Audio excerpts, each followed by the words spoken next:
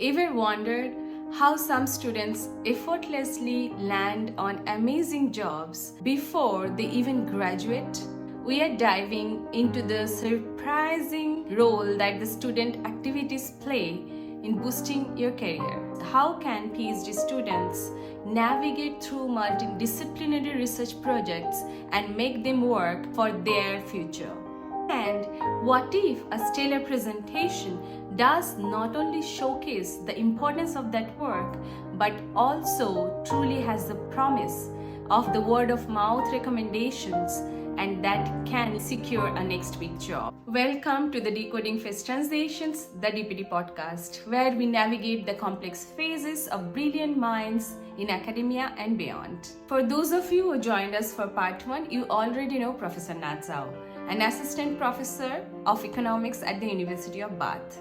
We had a fascinating discussion about her academic foundations and the strategic and pragmatic approach that guided her journey across the continents from China to Sweden. Today, in part 2, we are moving into even more crucial phases of her academic journey.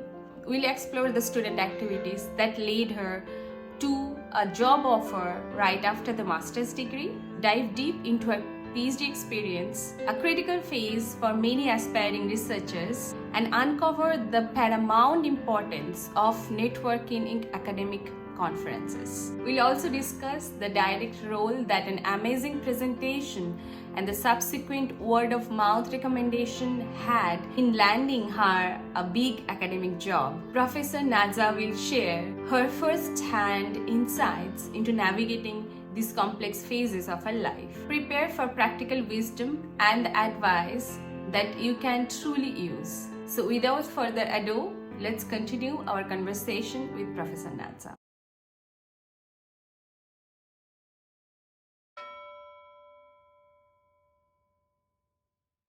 Hello Na, we are again sitting for a second day for our conversation. Good morning. Good morning. How are you doing? Great. Wonderful. Great. So last time we were talking about your master's days at the University of Lund, and you said you had a very good mentor who inspires you till today. Mm-hmm.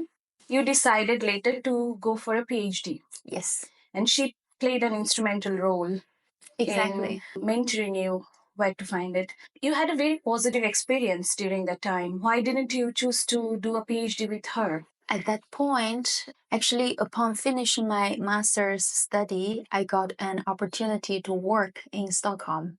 So I moved to Stockholm briefly and started to work in a marketing/human resource company. Oh, wow. Which Can you talk about it a little bit more? How did you get the job? Did you apply by yourself or it came Yes. to your doorstep? It was also fascinating to me because very often that foreign students are not so easy thanks to my networks, that people around me that also helped. So first of all, like even during the master study period, I participated in many activities organized by student union and also organized by like stakeholders, because imagine that our campus is next to innovation hub, which they have incubators for startup entrepreneurs. There were regular events that, let's say, mentors from the university and then young individuals who would like to found their own company. So we have these regular activities, and the building is called IDEON. It's like a place where ideas will be generated. And I participated in one student entrepreneurship camp, so to say. We got the first place. Mm-hmm. Yeah. You got the first. Was it a competition? It's a competition. Okay, which kind of competition? What do they test? So basically, it's a startup camp which they recruit students, whoever interested in. We were locked 24 hours into this building and we were randomly assigned to teams. So basically it's all random. You got assigned to a team and then you have to come up with an idea that what you would like to see as a business idea and how the potential will be.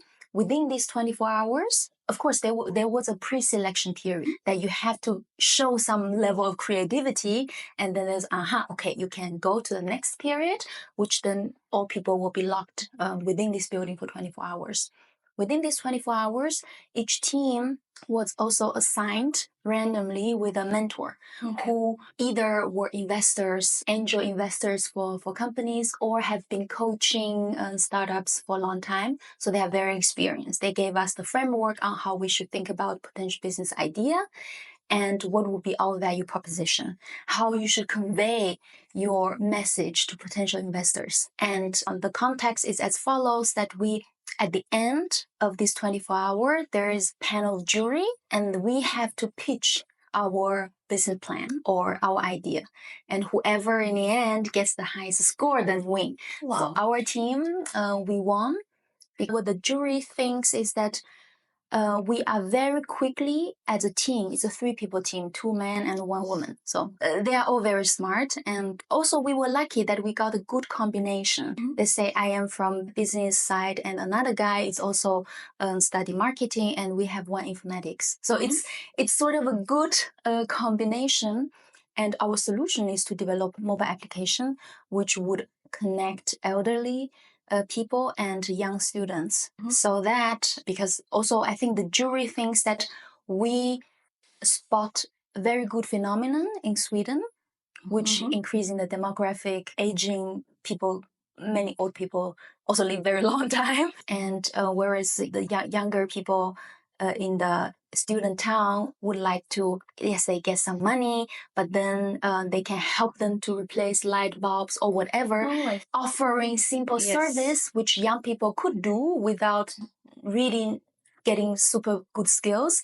At the same time, the elderly people could got help, but also emotionally would feel better because they got talked to younger people. It's one on the emotional side of the society, but also it meets the supply demand. Exactly. Criteria. Yeah. So they think that we this idea is interesting, and also we converge very quickly that how we should position ourselves, and plus the presentation that we made. I think they were very happy about it. Back then we used the Prezi, so everybody is using PowerPoint, and we were the only one that's a bit more dynamic. I think this is also something that they feel, this is new.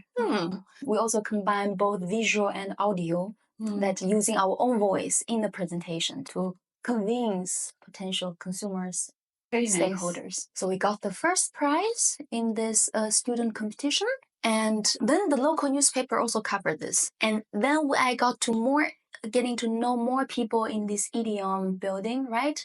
And then they said, Na, why don't you participate in another startup activities and pitch to even larger audience and so on. So why not? Then I went there. Again, it's a random assignment.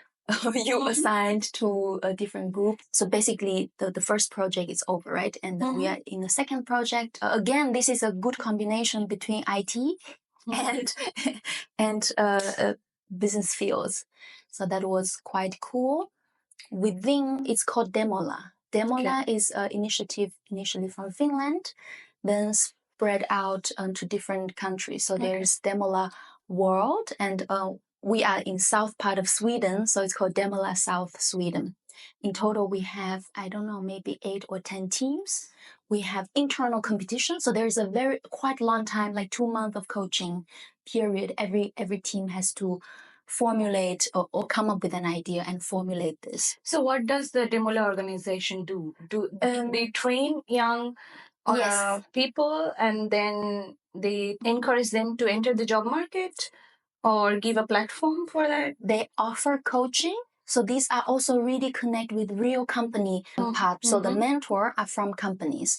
For example, our mentor is manager from BlackBerry, and there's Ericsson and whatever, right? So other tech companies. We always have company mentor to help us refine our idea.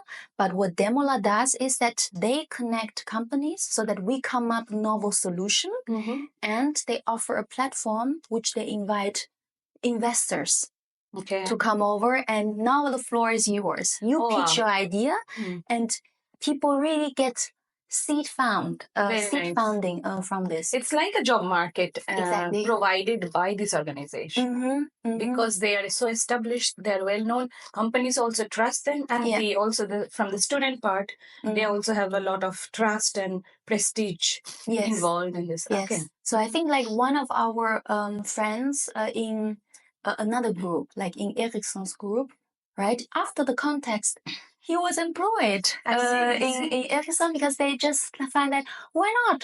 Brilliant IT person. Our company could obviously also benefit from it, and why not? So in the end, I think they really try to connect businesses with prospect students, and either later they become entrepreneur, they start their own company, or they could also be potential very valuable employees in the establishment. They are acting as a bridge between these two communities. Yes, yes. Then in this Demola event, we got the tickets. We won again as a first prize in Demola South, Sweden. But this is a new team that you found because it's again random. Yes. So you had a very good experience with working with new teams, new teams whom you just have got acquainted with. Yeah. And you have to find solution as a team. So it actually gave you a lot of confidence, perhaps also on your part, that you can succeed in a team setup. Exactly. And also the way that, so they are all Swedish people that, of course, also coming from different background, but I have the feeling that I feel very comfortable working with them as a team, and I don't really see much barriers when we work together. That was quite nice, and people are generally very kind. I am interested in asking you, what are the qualities you think now, if you look back, that the team had, you and the other individuals in the team that had, particularly to making it a success and going to working towards a solution and eventually getting the first place all the time. Yeah. Can you pinpoint some of the qualities you had individually or skills that you had in making it a success? And so for one thing that I think me and also plus others, we are very open. So we are agnostic to everything. We don't have existing framework. Of course, we know that we're coming from different background. Some of the hardcore IT with programming, and others business informatics. And me, I'm not have almost zero this kind of IT programming skills, but I'm thinking more in terms of, okay, where would be the market niche? Who should be a potential target for consumers, and so on. So this more business plan side. And there is skill complementarity for sure inside. And second, we have a very good gender balance in this team, that we have 2 women, 2 guys, 2 men. So we have 4 people in this team. And third is that everybody are relatively open to, also willing to change our mind. And they work in a way that it's not always conformity, or I agree with whatever everyone says, but there is this comfort space that we know that it's not targeted personally, but just, okay, for this particular idea or direction, I may think one way or the other. Exactly. Yeah. So you knew that you kept a pragmatic view and you were open to prove to be wrong also. And you all knew that, okay, this is not individual criticism, but maybe this is more of a working towards a solution. Yes. It's beneficial for the cause, beneficial for the project. Exactly. So this open-mindedness is necessary. It's really necessary. Also, I think like we gradually also establish trust towards each other, that we do deliver things that we promised. So for example, okay, I will have a demo code so that we can see at least really in our phone, that we can see how the prototype is supposed to look like. And people really deliver this, or we'll say, okay, we will run a survey among students to see how students respond to this potential idea, and so on and so forth. So we deliver what we promise whenever that we have. So we hold on to the deadline. This is one way to increase, okay, you are credible, you are a reliable partner. and we also meet very frequently in these events. I see. So the duration was 1 month or 2 No, months? I think 2 to 3 months. I see. In total, the whole thing was done within 3 months. But towards almost the end, we won, and we got the ticket to really pitch in front of 500 investors. We didn't get money, but that was already a good experience, that we were very proud that, Yes. wow, this is the first time that they organize in South Sweden, and we were able to go. And for me as a student, also, let's say financially not so, financially is a bit rather constrained. Everything is expensive there, right? Free tickets, free food. Sure. And it's such a great opportunity. It's such a great platform. Yeah. To present your idea in front of 500 investors. Who will do that? Money cannot buy it. Yeah. You worked towards it. It's a success story. You got a lot of confidence, learned a lot of skills working with others. Great. So all this experience is where we're gathering up, and you say that this was helping you to network. Yes. And eventually I did a job. You got a job. Yeah, yeah. Because it's the job that what I saw is I first saw from LinkedIn, and that was at the time I started to connect with people on LinkedIn. I didn't know LinkedIn before, and then later everybody asked, "Oh, what is a LinkedIn?" I'm thinking, I don't have one. Let me set up a profile. I started to have the profile, connect with people, and then I saw this job advertisement. But of course, I also write down what is my experience, how. Also, with these two success somehow gives me more confidence that for sure I could do this, and there's no cultural barrier as such. And I think the most decisive point was that I got a reference letter from one of the organizer in Denmark. Because this is more long-term, right? They could observe how Na work or as a person in a more closer way in comparison to the student competition, which you only know this person for, I don't know, 24 hours. Yeah. So that it gives in more confidence, and it's really a luck, because the HR who worked there was also student master, who she has this half position working for this company.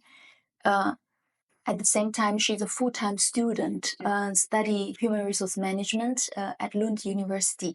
Her friend was the organizer of the startup camp. So she knew me already, like just from there talking about the stories and or how things going. She knew that who I am, and then also gave her a bit more confidence, that sort of unexpected reference, and that helped too. I think I got her phone call just after my defense of my master thesis, and then Did you apply for this? I applied for this job before the defense. Before the defense. And did you apply for one job, or you were opening up too many possibilities? I think I applied for I think I really applied for this one, because I was focusing on preparing the defense, but then at the same time I think the deadline is here. Let me just send the application. But afterwards, I still have a certain period of time that I could stay. So I thought that I can also ask around and apply for more jobs. And immediately after defense, then I got her phone call. It was I think like 15 minutes phone call, but the conversation went so well. On the one hand, I was super relieved that, I also told her, I'm done with my study, and there were excitement. And then getting about this opportunity, and things then move very fast. That within 1 week, I got to 2 online interviews, one with the HR director in Sweden, and one is colleague in New York, because we should work together. Okay. So both went well, and they say, yeah, that's it. You are on board. Yeah. Okay. You can prepare your movie. I see. So you didn't take a gap between your master's and this new job. No. You just went ahead and you moved to Stockholm then. Yes, I moved to Stockholm. And the funny thing is that right after I accepted the job, another friend called me, Na, we have a job opportunity that we would like to offer to you.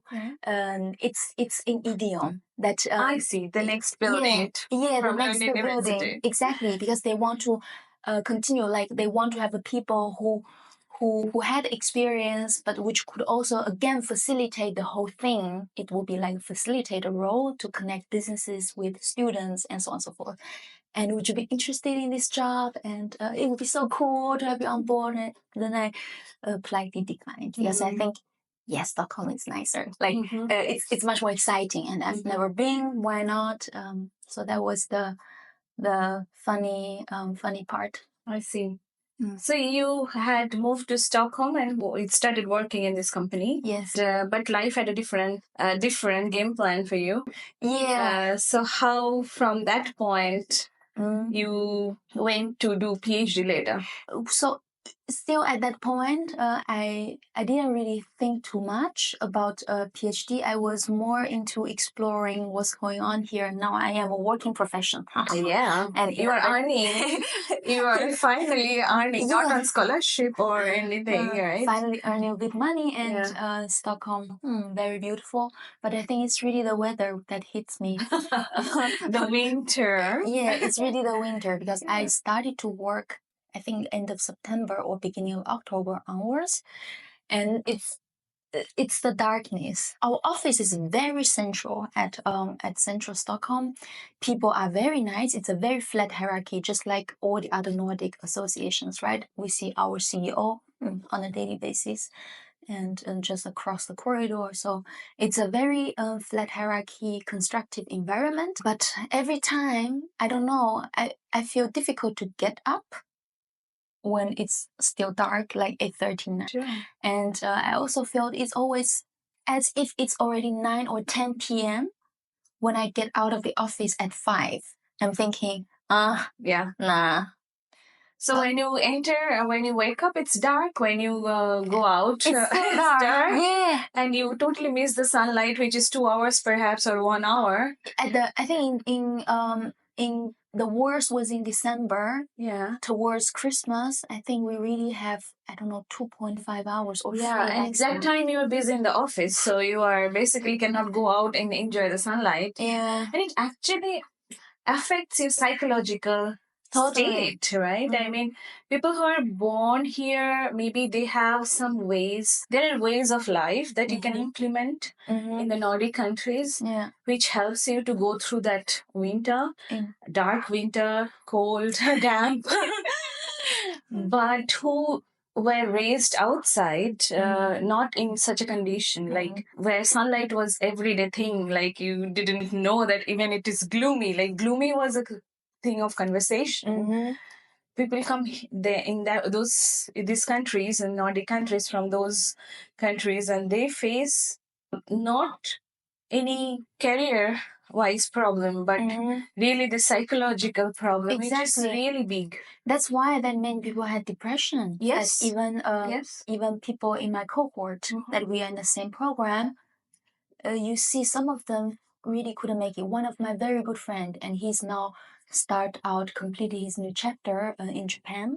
He's from Kazakhstan originally, and a very smart guy, but he could just not go through the winter. So even till today, I think he quit. He does not want to finish the degree anymore because he could not go through. But then I think that really hit him very hard. Yeah, it's on individuals, how they go about it, how they adapt to this, and whether they are successful in making it their part of life. Yeah, it's very important to mention all these also factors, I think, because once you are not there, you haven't faced these kind of challenges in life. You think, okay, you are hardworking, you are talented, you have this great infrastructure, a great opportunity, you can make it work. But in the individual level, there are certain challenges that one needs to overcome too, like this one, unprecedented ones. Exactly. So that was, I think the winter really hit me very hard. And then one day I got an email from my former supervisor, Sonia, from her. And she said, "Na, I came across with this opportunity." First, she said, "Where are you?" I came across this opportunity that there is a good university in Frankfurt is hiring for a PhD position, and it looks that perfect fit to what you have done in your master study. and just check it out. What the project that they have. It's a third-party funding project in which there is PhD position available, right? Just check it out, their project, and see if you would be interested in. Suppose you are interested in, I would be very happy to write your letter. So I think that's a very inspiring email. And so in a way that I also trust her judgment, what would be a good opportunity, right? I don't think she would just refer me anything which she didn't really consider. So I checked this project, and it looks really interesting and fits so well, exactly like to my master thesis. And I see, Germany. I've never been, although I was only briefly once with a university trip to Berlin. But then Frankfurt, I've never been, and I thought Frankfurt must be a big city with airport, right? So it must be a big city. Oh, it's down south. It must be warm. Anything warmer than yeah. So then I feel that yes, why not? Now I have an opportunity to go to South and also continue. I was still interested in the topic, and I found that it's a very cool setting because it's the project itself is an interdisciplinary project which they have 4 subgroups, and including everything. I think that they have political science, economics, sinology, law. So these are different faculties. What is sinology? Sinology is like Chinese studies. Okay. Yeah. You can think about culture studies, such as people who want to study Chinese culture, language, and so on. So there is sinology, and there's Japanology, and there's Korean studies. So these are different. It's cultural. Yeah. Okay. I think that even now at Goethe University is Kulturwissenschaft. So culture, science. Yes. So like these are different disciplines, and I'm thinking, sounds very cool. It looks good. Like in total, there will be 4 PI, and under which there will be 8 PhD students. I'm thinking, wow, that's very nice. And it's warm. And if I have the opportunity, I would go. If not, if in the end it didn't work out, I still have a job. So you have nothing to lose. Yeah, I was in a good position that I just apply. And then I told her, wow, thank you for this opportunity. Yeah, I'm very interested in, and I will now organize my application. In the meantime, I also contacted another professor, which I got very good grades. Then for the recommendation letters. For the recommendation letters. I never knew how they wrote.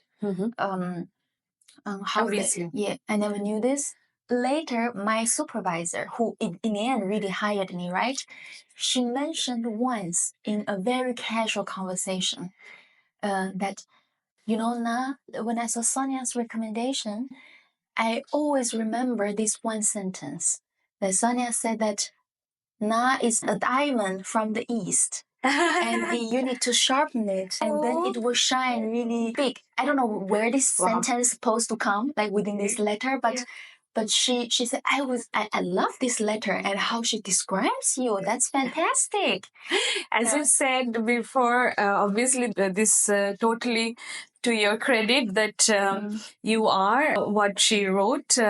You had the prospect and everything. As you said, she also writes very good. Her way of expressing is the other day you were saying that you learned a lot from her writing. So I could imagine that's a very good recommendation letter. Yeah. Generally, also in our field, you have to get recommendation letters from very early on, and you approach to those professors where you have good grades, for obvious reasons, and we never know how the recommendation letters are written. Exactly. We don't know what is the reason why you get the job or not get the job, right? Sometimes recommendation letters can ruin everything. So it's best to be in your best conduct all the time when you are engaged in any student activity or you are a student. You basically had you have proved your talent, and you got good recommendation letters, and you were interested in this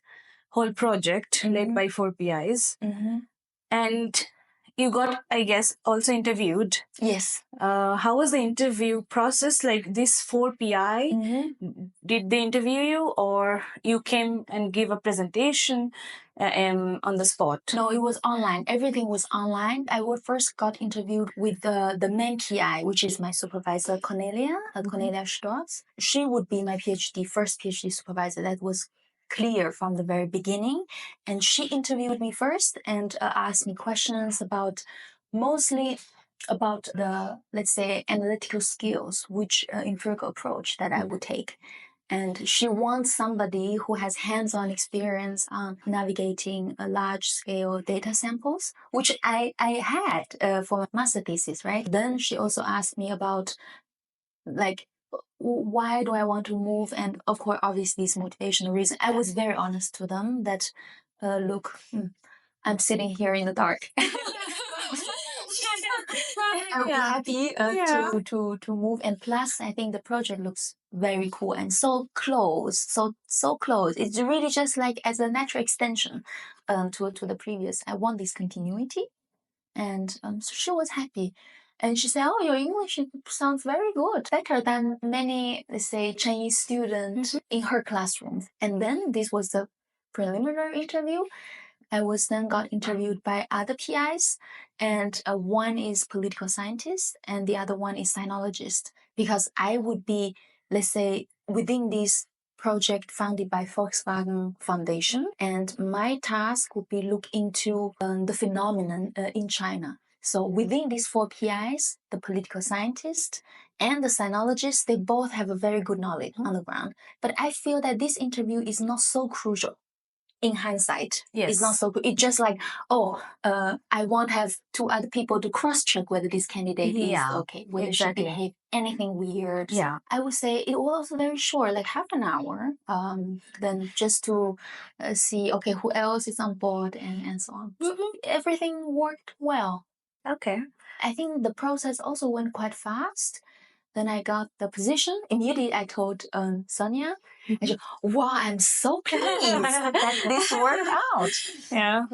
And then come back to your question, why I didn't do PhD with her. I think at the beginning, I didn't think about this opportunity. But afterwards, I was also thinking, why would she recommend me to elsewhere but not stay with her?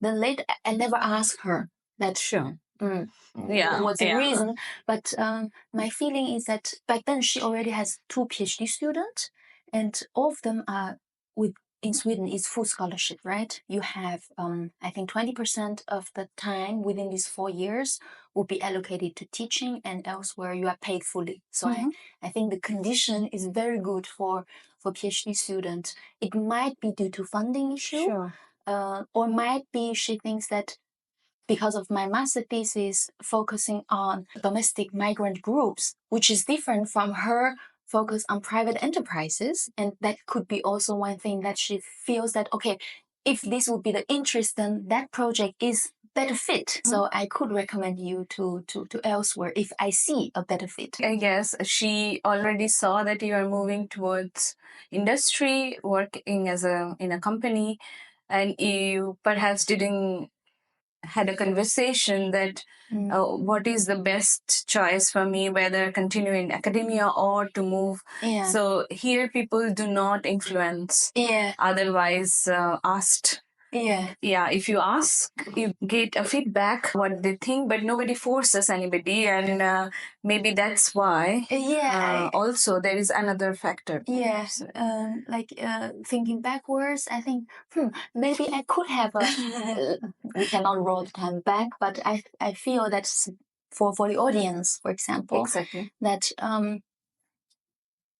it's better to discuss. I mean, one conversation would not hurt you if people say, no, good to know that you will be interested. Let me see if there is any other alternative funding source that we can sort this out.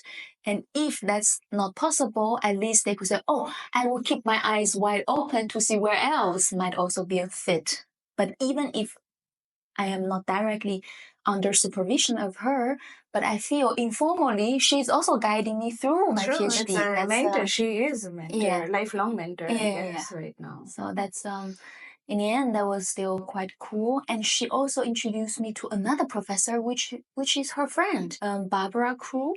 And she's a professor in Erasmus University in Rotterdam. But she lives in Wiesbaden, which is very close by. Nah, you will be very far away from me, but I got you a person to take care of you.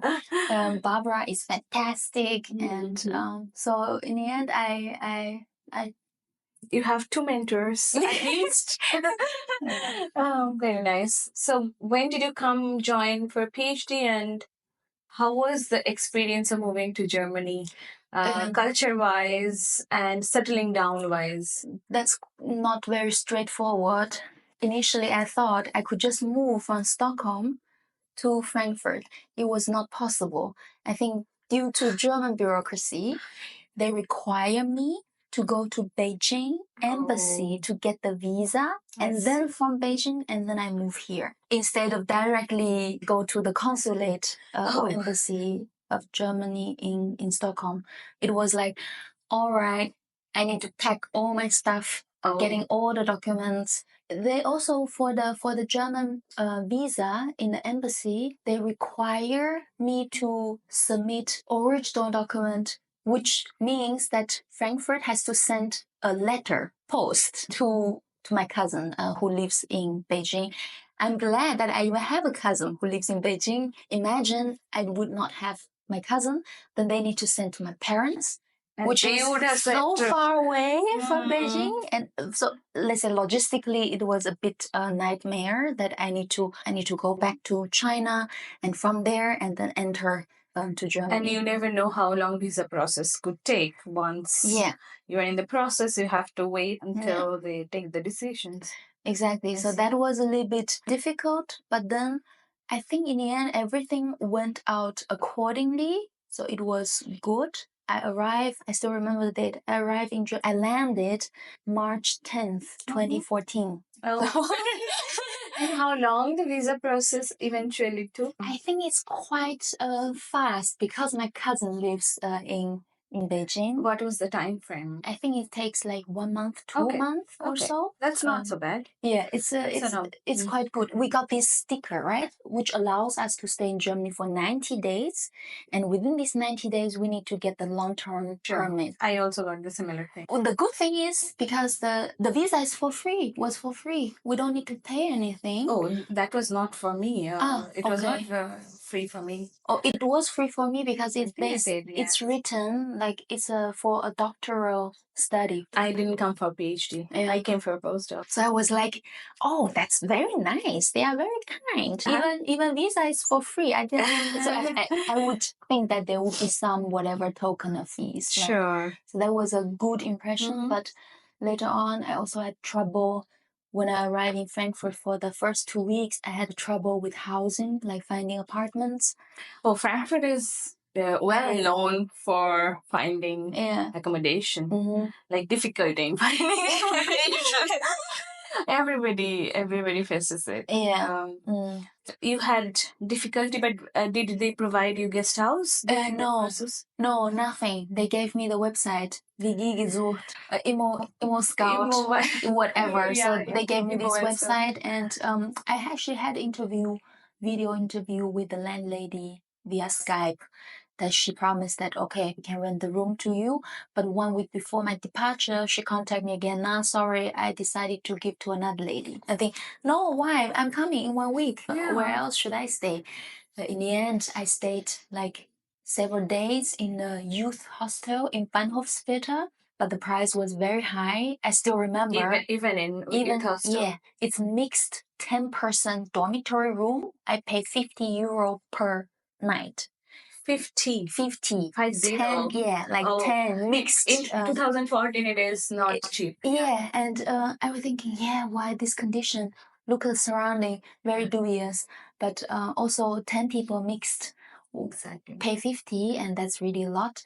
But it was a bad timing because of the fair. So there is a fair, a music instrument exhibition. And all the hotels, I'm not so sure whether there was Airbnb, probably not. I don't remember. But hotels were sort of booked. Everywhere else would be even more expensive. I was frugal. Yeah, we all are as a student until much later in life. Even then, your background of growing up frugal doesn't change. And you have that mindset, which is not all bad though. Yeah, so I see. And then it takes a bit of time here to settle down for you because of these problems. But actually, I want to say that there is a episode in the like right after I stayed here, I connected to a Chinese association, like student association in Germany. In Frankfurt. Very specific. And I wanted to get mobile phone card just on the day when I arrived, a mobile phone card. I went to a kiosk and get Leica Mobile because it's easy. Then I can call my parents immediately to say that everything worked out. Don't worry. And in the kiosk, I met another Chinese guy. And he's from Beijing, lives in Offenbach as a student in Frankfurt. For some reason, we started to talk. I guess I was also very desperate. I really want to find a flat. And he said, "Oh, I'm also looking for a flat." He wants to move from Offenbach to Frankfurt. And I am actually, I will go for viewing in 1 or 2 days. Do you want to join me?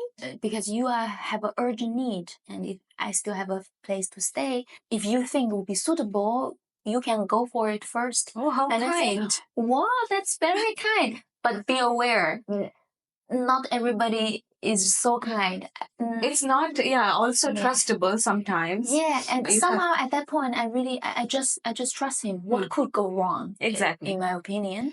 But I hope the audience would also be a bit more mindful in the future. So I think for the listeners, we should point out that you get a sense by talking to people. And I think in these cases, you can also take support of the group you are coming to for research.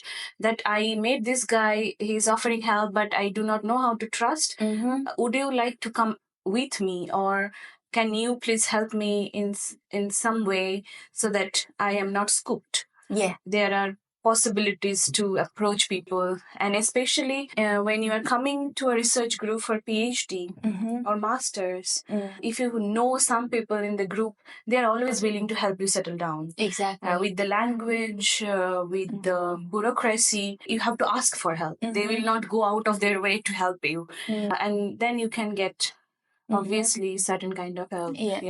Thanks for mentioning it, that not to trust everybody in some random kiosk. Exactly. But back then I really trust this guy, so I went to visit this flat. Very good location. So the flat is one side street of Leipzigstraße in Bockenheim. Wow. It's really like The central place. Yeah, it's really prime location, and it's the person who lives there is also a Chinese guy, but then he does not identify himself as Chinese people, and everything looks fine, and we have chat, and somehow the chemistry was right, and told me the certain rules, and I should respect. I think all So fine. it was a kind of shared apartment. Yeah, it's a shared apartment. Which was fine for me. I think I need to find a more stable accommodation. Whatever better than hostel is good. And he also helped me to do the registration IDEON. So this guy was quite nice.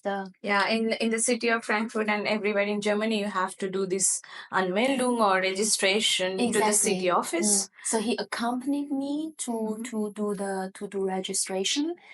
The only then weird thing that happened is that I got the living room, which there were furnitures, like a sofa, desk, and curtains, and so on, right? But that's my room. I want to have a bed.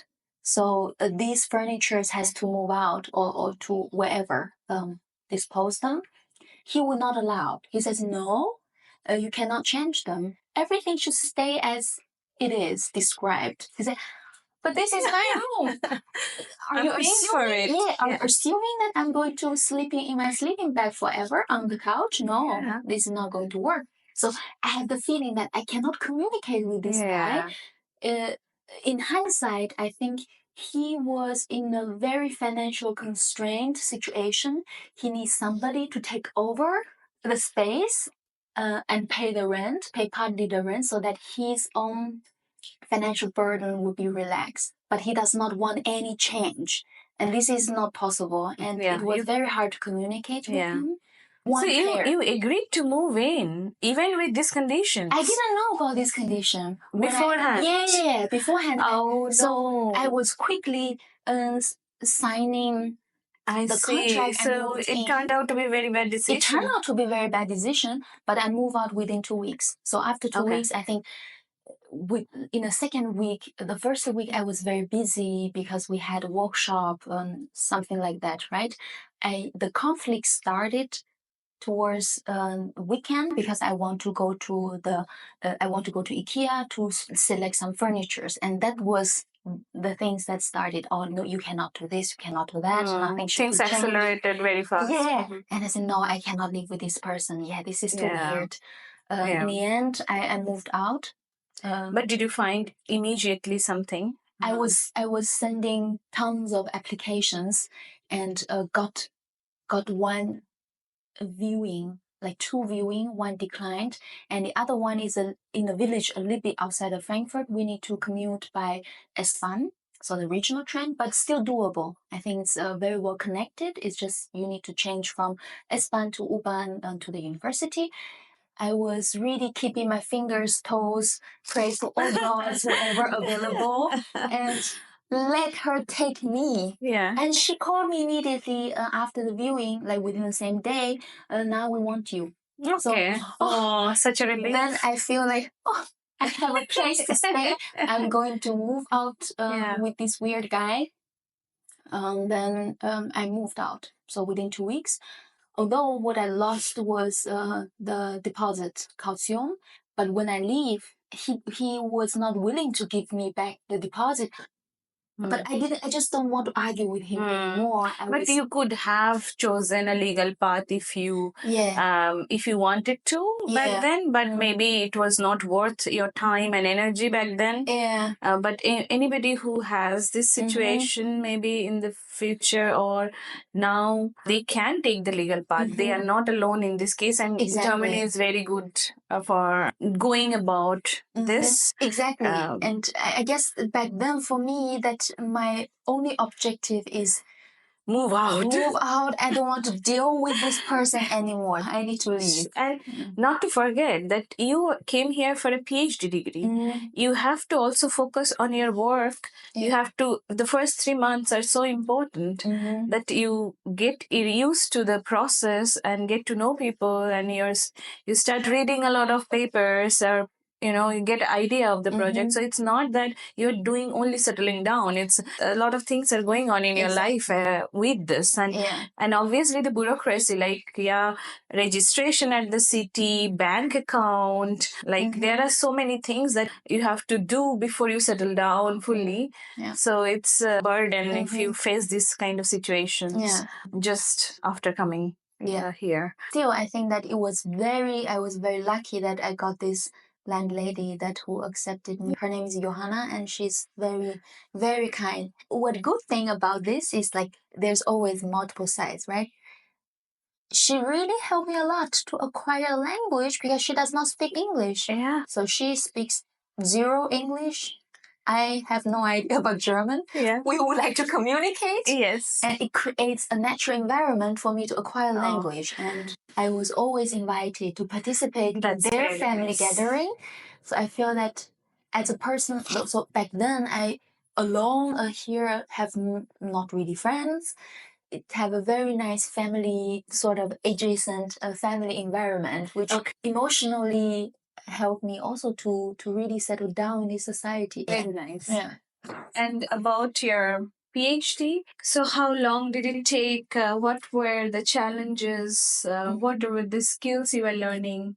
And did it turn out to be the way you thought it would be? Because all of our thoughts during PhD, beginning of the PhD is something, and then in the middle is something, and the end is something.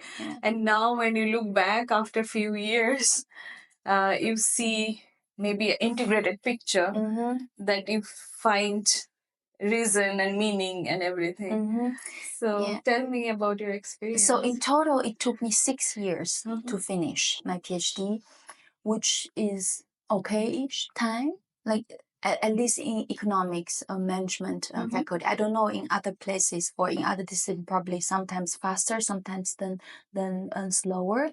It took me 6 years, and it's very different from at the beginning what I thought it would be. I don't even remember what I wrote in this proposal because we need to submit one proposal shortly after started, which including 3 sub papers, right? In this proposal, we have to write paper 1, we would like to do this, paper 2, paper 3. It's a proposal of a paper. Yes. What to do. Yes. And I don't even remember what I wrote now, but it turned out to be very different because I know what my PhD thesis now consists of.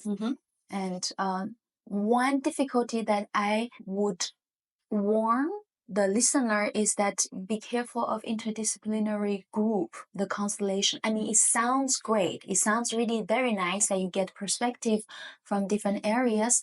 But I had for quite some time this dilemma of not being able to qualified for either side, because when the project is constructed in a way that economists has to work with sinologists or culture studies people, what we say for them is always too technical. Yeah, you have to come to a common language for understanding each other. Exactly. And it takes a time and some years of experience. Yeah, and some or for something that, for example, if I would accommodate the culture studies side and present in our department seminar, they would look me like, what is this? Yeah. And so at the end, I think maybe towards the end of the first year, or already, towards the end of the first year plus few months, maybe 1.5 years, I really face this very strong dilemma of at the end of the day, what I need is disciplinary qualification. So this should be my objective. I should do things which would be recognized by my discipline in terms of how the theory should work, or what kind of assumptions that I should make, and how I approach this problem empirically, and where I draw conclusion. This is disciplinary qualification. I'm getting PhD in this area, not taking others. As long as this objective is clear, then I feel okay. Resolve a little bit better of conflict, although I feel... Did somebody help you to come to this conclusion, or did you have to navigate your... No, I think that in the end, what my advisor... she helped in this case because she has a tendency to say go for this side. They have, of course, like other PIs in cultural sciences and political sciences, they had opinions or feedback, right? And she would say, you don't necessarily need to incorporate. You can listen to it because by design, somehow we were forced to work together, but you have to finish your PhD. You have to finish your PhD. So in the end, I think we reached to this state that I have one version for them, sort of like, and then I have one version for my crowd. But I'm not so sure whether this is, let's say from science viewpoint, whether this is really productive, because all founding parties like the German Research Foundation or different research foundations, they want, or ministries, right? If you say my project is interdisciplinary and we have different areas of experts coming together to discuss certain issue, the likelihood of getting funded is higher if you only have your group of experts. But the outcome, so what comes out, the research outcome, I am really not so sure how productive is this interdisciplinary group. Perhaps, I mean, even within, across disciplines, there are some which are more similar and others are super distant, right? Sure. Anthropology, I don't know, is totally different from physics. I guess if you put these two groups together, it probably would not make sense, whereas physics and chemistry could work. And so, let's say the composition of this discipline has to be think through. And so the good thing is that I think I am also quite lucky because this is a funded project. We have each PhD student has 10,000 budget research funds that we can use, and I use the money to collect data myself, which also why in a way that it takes longer because I need to do pilot First, identify the interesting question, interview people, do pilot, and then administer a larger scale survey and plus lab in the field experiments, like ask them to what do they decide in under certain conditions, right? And to incentivize them from an economic viewpoint, that if you just ask people, they might not tell you the truth, but if there's a stake on hold, participants will be more likely to reveal their true preference because they would like to earn money. Sure. So it then takes longer time that we need to travel and collect the data and finalize, analyze this. I think that without the funding, and it might be a bit more difficult to collect first-hand information.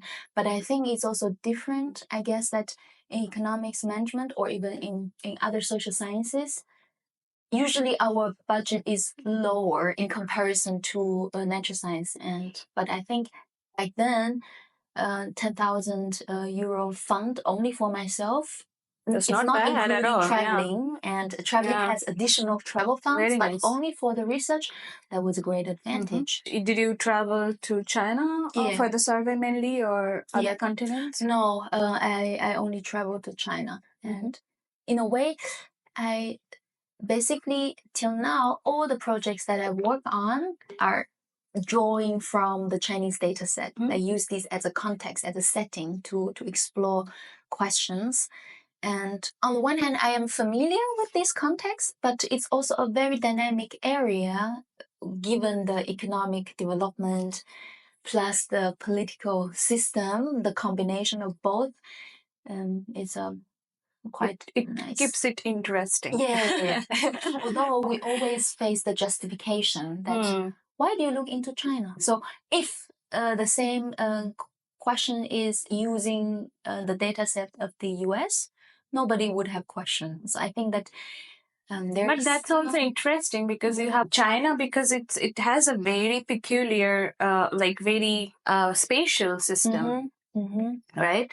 Of social structures and geopolitical structure wise. If you want to draw some interesting data from some local behavior, it's also China makes sense for this. Do you think it makes it difficult for you to convince people for funding or for job opportunities or projects? First of all, very much general management theory or economic theory are developed from the US, right? And when you want to apply, of course, the context, let's say liberal democratic system or whatever, that we would say market area or free market, market-oriented economy, then you don't need to explain why you look into, because this is where it comes from. But if you have a different context, why should we look into this context? And I think it was much more difficult earlier when the economy was not so boomed, and now it's getting, people are also getting more used to, of course, why should we ignore? It's a huge economy. It's taking, it may one day also overtake the US. So that's decreased. And then for me personally, for my career, when I was on the academic job market after PhD, I was also thinking, how would other people think about me when they see, oh, Na is originally from China and all her project is related to China. So is she a China specialist? Should we consider like this? Or should we consider that she just used this as a field to test certain theories, and therefore her knowledge is not only restricted or limited to that? I think there are pros and cons, right? And of course, if people think about you and immediately, if any China-related question you may ask her, then it's also an asset. But it might also make me feel too narrow, that people might think that you cannot do anything else, which I doubt. Yeah, I understand your dilemma. Because you mentioned it, let's go into it. That you decided to stay in academia after PhD. We'll go back to your PhD for some of the details. But because you mentioned it now, that you chose to stay in academia, you were doubtful about how you will be perceived. Yeah. Now that successfully you got a position, please talk about that position and where you are moving now. After getting this position, what is your opinion, that should you had those doubts back then, or it was only in your mind playing out, or did you position yourself against very strategically in the whole scenario that it proved beneficial for you? I will be moving to the University of Bath School of Management from June 2024 onwards, and I will be located in Strategy and Organizational Group. As an assistant professor? Yes, as assistant professor on a tenure track.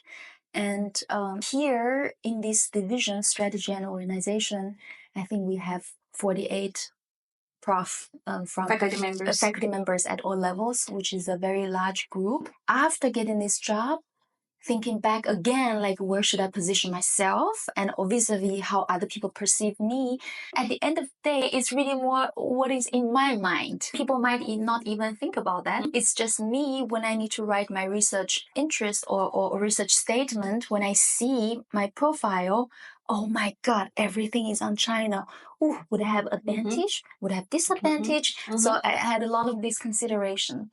So what I think that my strategy is that there is nothing wrong to look into the Chinese context because it's interesting, very dynamic, especially now in certain areas such as e-commerce, use of artificial intelligence and industrial policies. All these areas are super dynamic, and therefore it is a very good setting to study interesting question.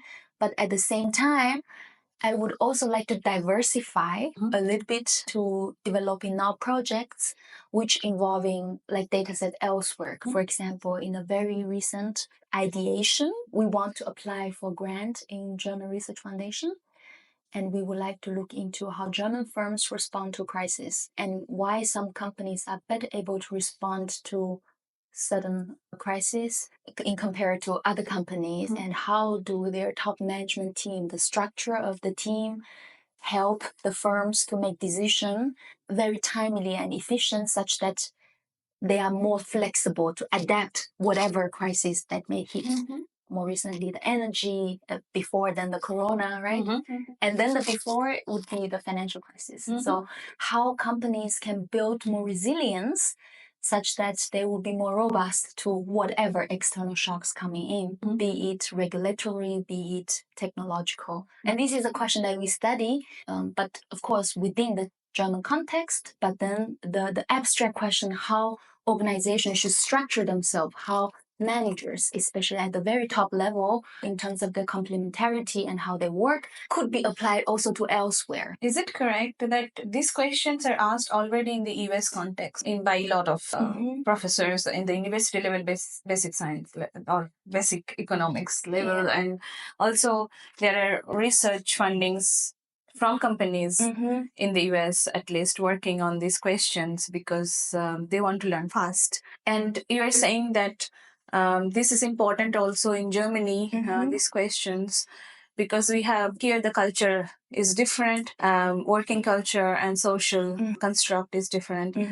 Also, because this comparison would help to understand how different the role of the culture also takes place. Exactly. Did you also have data from China for this kind of questions? Yeah, we have, although that in this case that we only have larger companies, right? And which the information which will be publicly available are all public listed companies in different places. And the contrast between US and Germany is very important because US is the liberal market, whereas Germany is coordinated market economy. Also, the labor market is very flexible in the US. The turnover and go hiring and firing is very flexible, whereas in Germany, it's very hard to even fire people. A very stable labor market.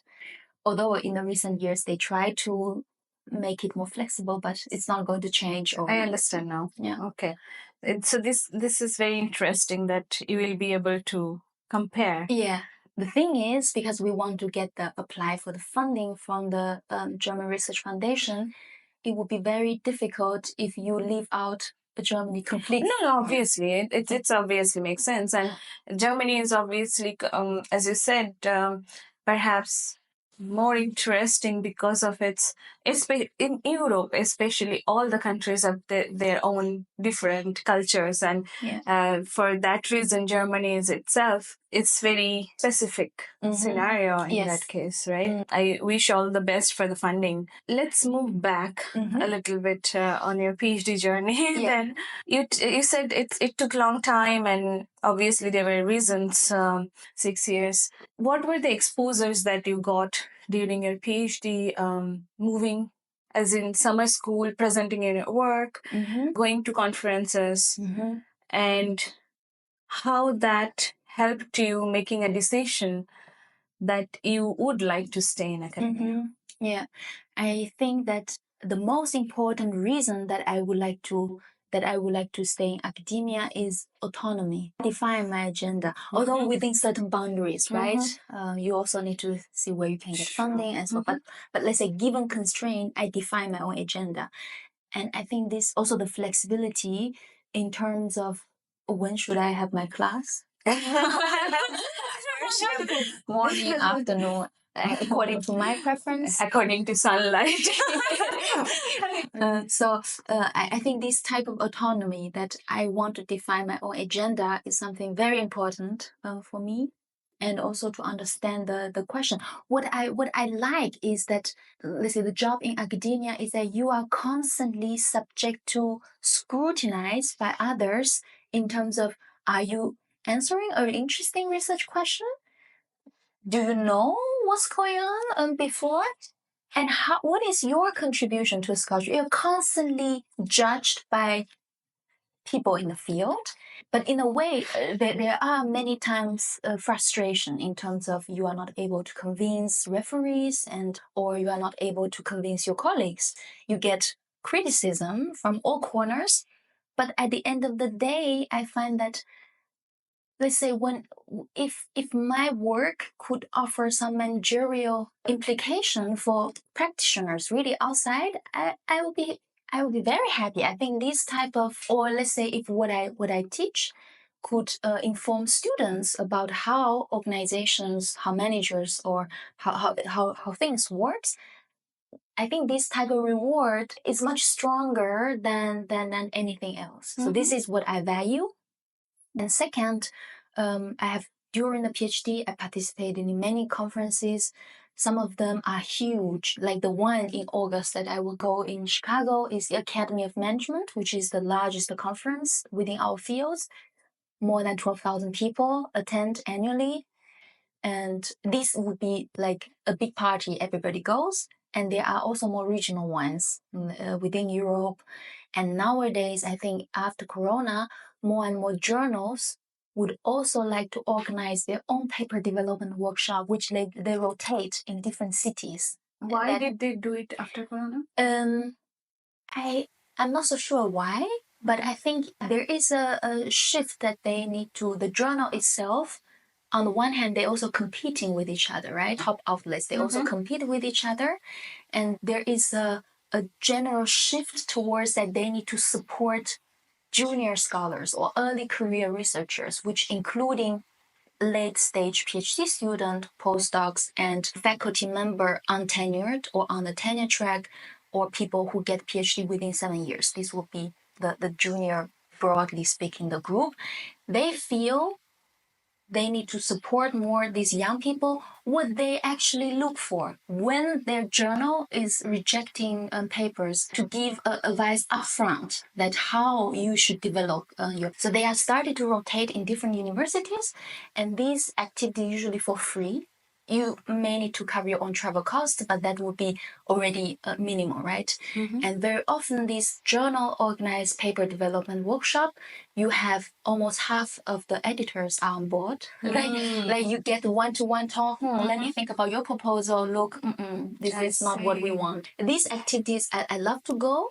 And are you on the panel right now? No, I am the participants. Okay. So we would be like participants, and we would be matched to a journal editor who would be likely, if I would submit, then this would probably go into his area. Because it's specific to that subject. Exactly. So there are also more these type of activities, plus other smaller scale workshop, which allows you to interact with people in a more intensive way, that you stay together, I don't know, for 2-3 days. I always find this smaller scale very beneficial because you just have more time to speak and also to talk about the challenges and also ideas.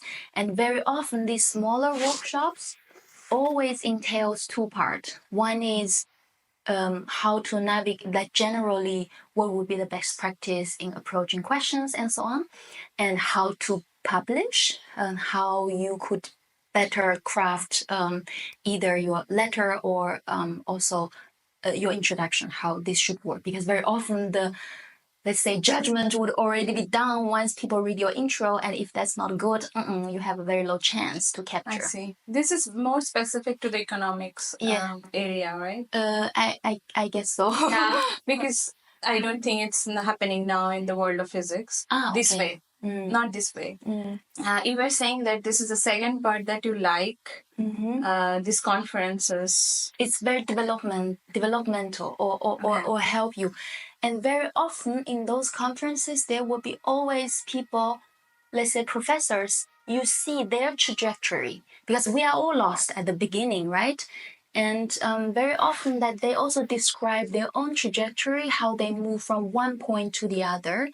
Obviously now they are all very successful, but when they were graduate students or postdoc as miserable as us, so they're in a way that it gives me the feeling that you're not the only one who have these challenges, and there are some ways that you can navigate, and what would be these ways? Then they tell you, oh, look, we need to build a community resilience as such that we can support each other, and also make the environment, let's say our working environment, as constructive as possible, so that people could feel happy, not being just suppressed all the time with pressure elsewhere. I think this really helps. But speaking on the downside, that or another flip the coin, that why I choose academia, maybe also this I don't know, because I have very little experience in industry. Very often during our PhD, we also get very little exposure to what would be the outside option. If I don't do this, what would be the alternative? And there is at one point that I thought, this COVID, the market is really bad. Universities stopped hiring. I had a doubt that if I apply for industry job, what else can I do? Would my skills that I acquired in the university be helpful to do jobs in the industry? What do they look like? Then I look around, I find I have very little reference points. I don't have many people that who after PhD and then went to the industry that I can really consult. And so there was one point which I feel that our education should also have, let's say, provide us a bit more insight what alternative would be.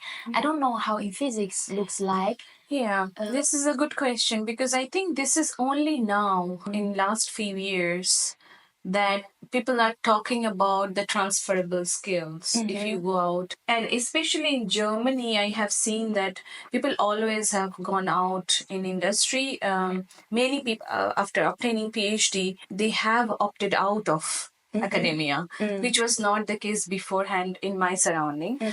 But in Germany, a lot, because I think in the industry, let's say at a bank or a technical industry or somewhere else, in Germany, you have special positions where they only hire PhDs. It's not open to other degrees. So therefore, you have a specific spot in a lot of market areas where you can apply to. And in recent years, I see that there are efforts to train people, to tell them these are the transferable skills. You already have teamwork experience. You already have these soft skills and these hard skills, analytical skills and computational and whatever, and how to position yourself if you go for a job and if you're searching for a job outside academia. Yeah. And this is more of a conversation from the training wise now, I see.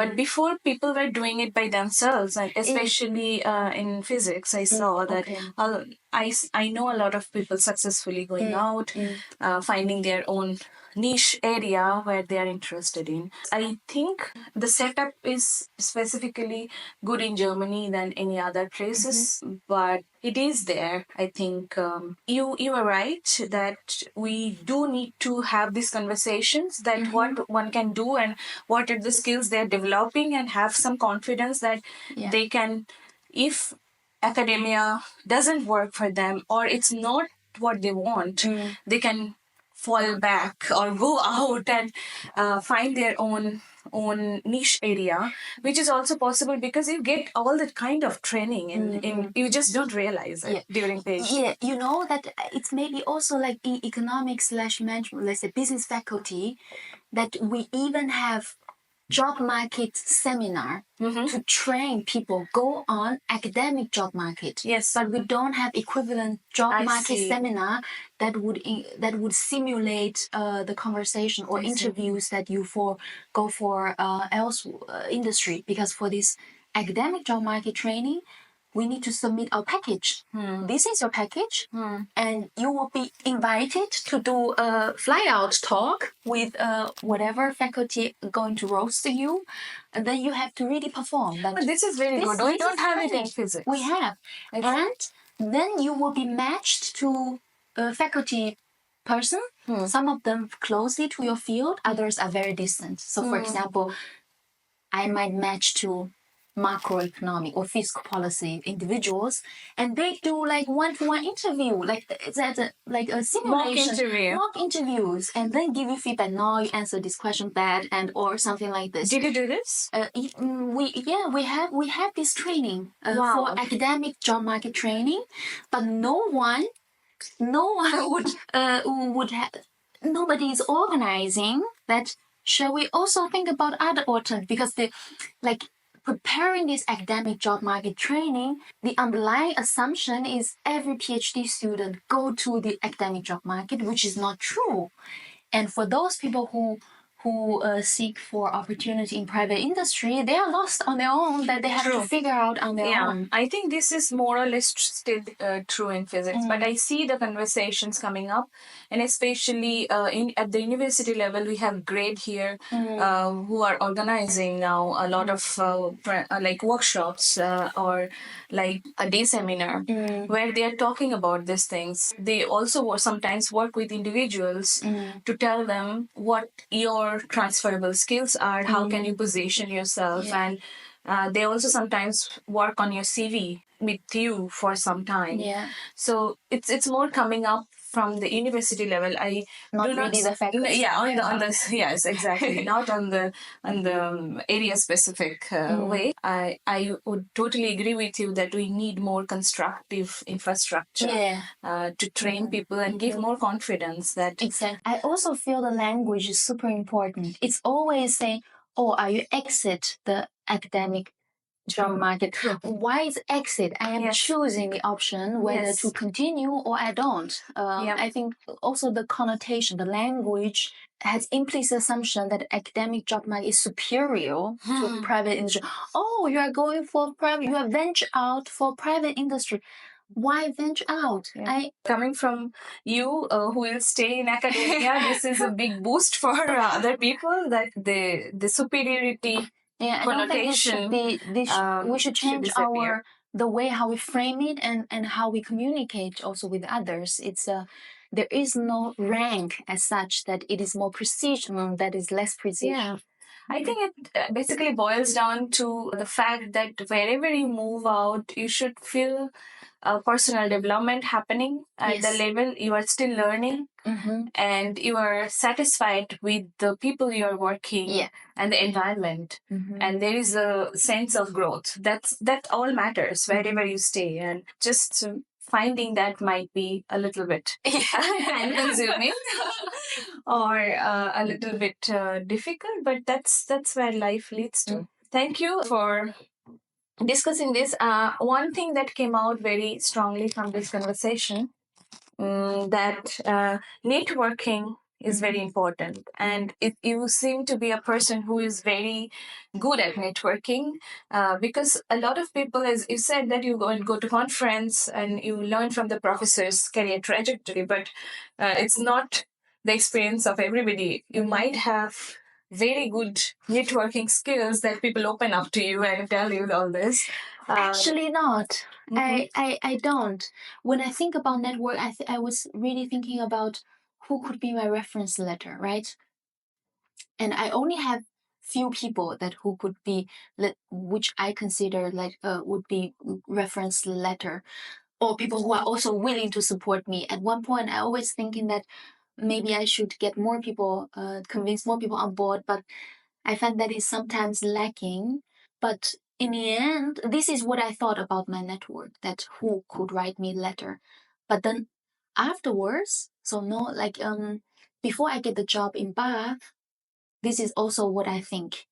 But then I realized, no, people talk to each other even though they don't know you. So they may not be your letter writer, but they might talk. The other day I heard this Chinese woman talking about what a project, and she presented very well.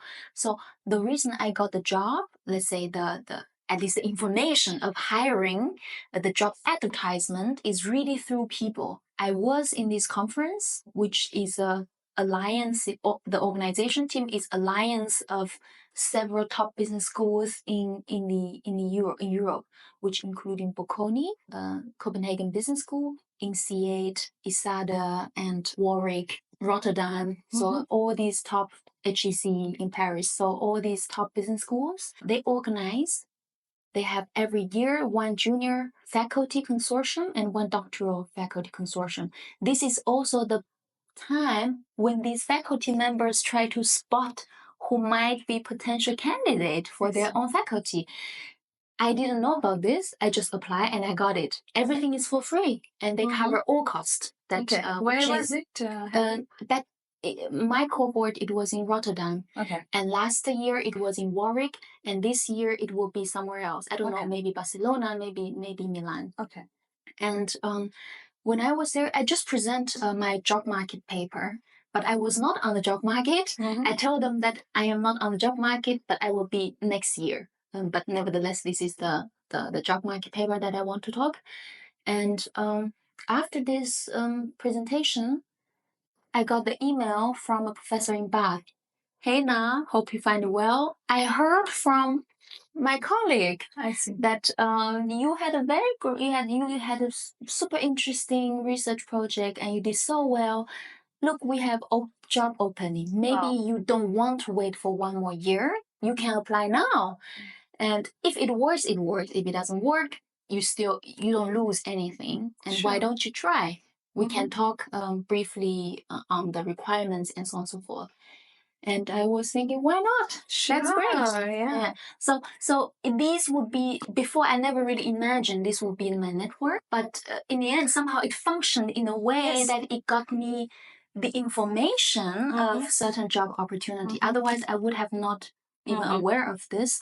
And therefore, I think in terms of networking in conferences, in different workshops, you should always bear in mind, do your best, be decent, right? Don't talk, I don't know. You should always behave well and do your best presentation. You never know what they will talk among each other, but always, if you could, let's say, if there is opportunity, least cooperation with the senior or with the junior alike, that would be even better.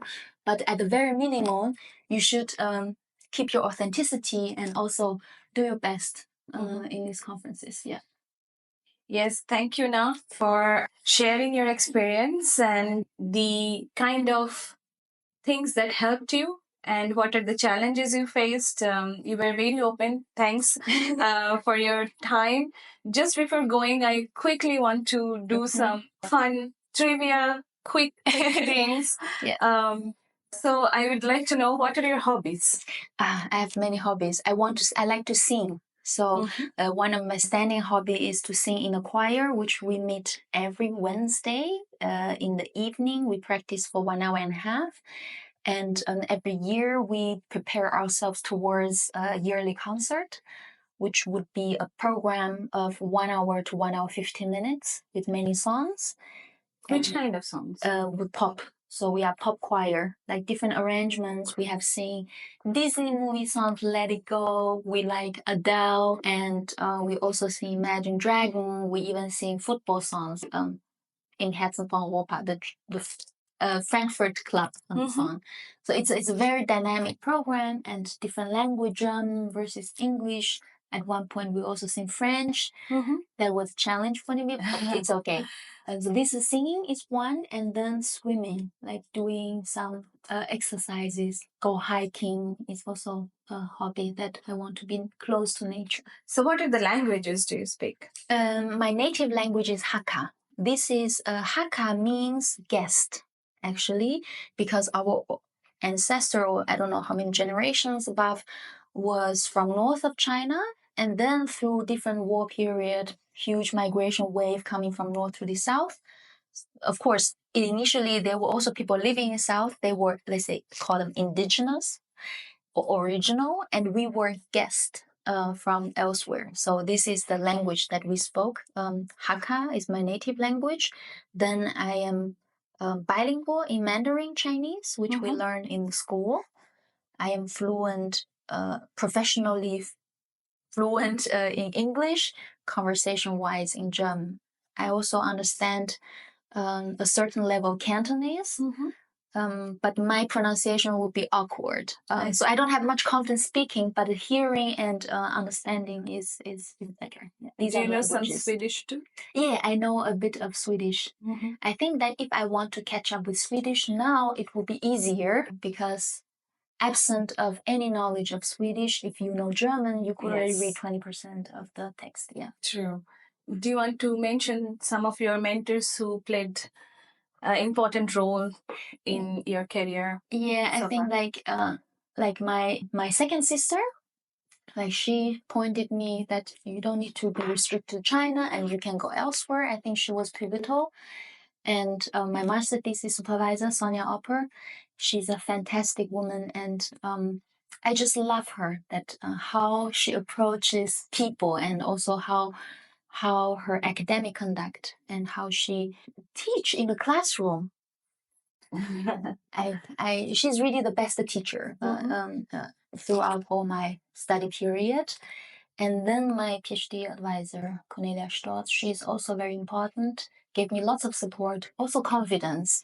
I should never really say, oh, you look into different methods. I think that's not a good idea.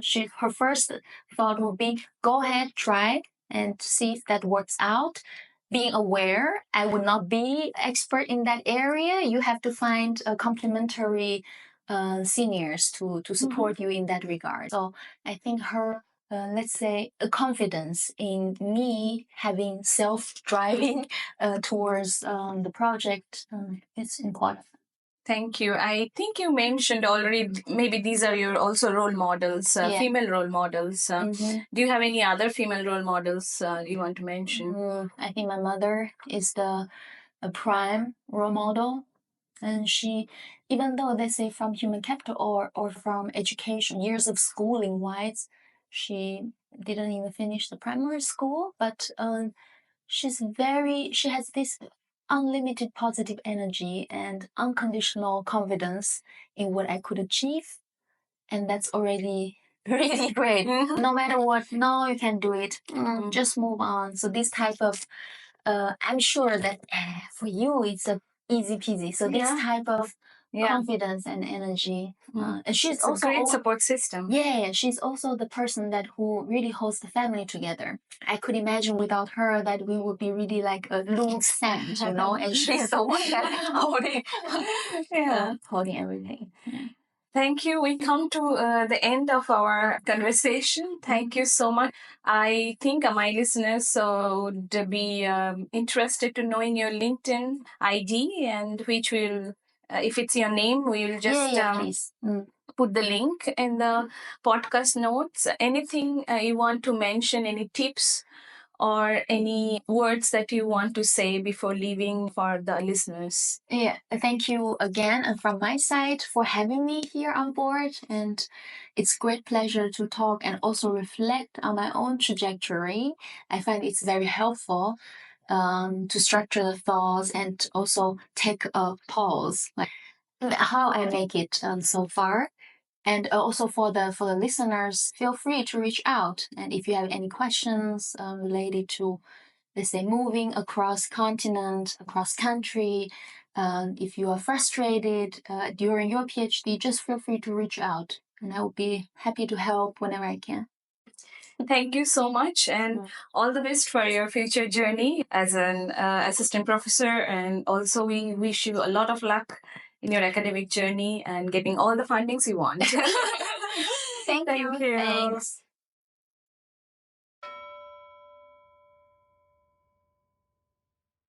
That brings us to the close of part 2 of our conversation with Professor Na Zou. This is the end of our conversation with her this time. What a wealth of knowledge she has shared today.